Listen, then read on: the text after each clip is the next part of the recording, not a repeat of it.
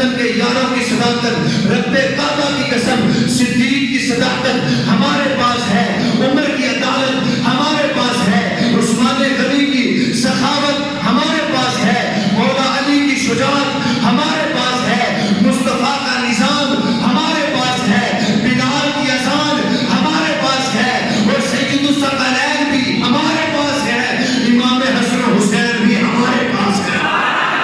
میں مطالبہ کرنا چاہتا ہوں آج سترہ کی جامع مسجد میں بیٹھ کے حامد سلطانی لعین جس نے سیدنا صدیق اکبر کی شان میں گستاخی کی ہے، میں کہہ دینا چاہتا ہوں وہ ملعون فقیر تیرے سامنے کھڑا ہو کے مباہلے کا چیلنج کرتا ہے، کسی میدان میں آ جا، کسی چوک میں آ جا، کسی شہر میں آ جا، جہاں تو کہے گا وہاں میں حاضر ہوں گا۔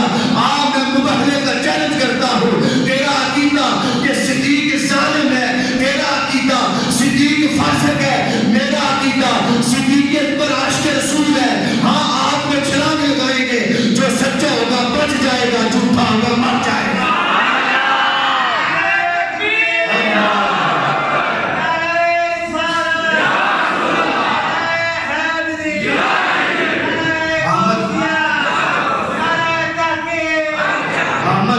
حامد سلطانی میدان میں آ، اندر بیٹھ کے بات نہیں ہوگی، میدان میں آ۔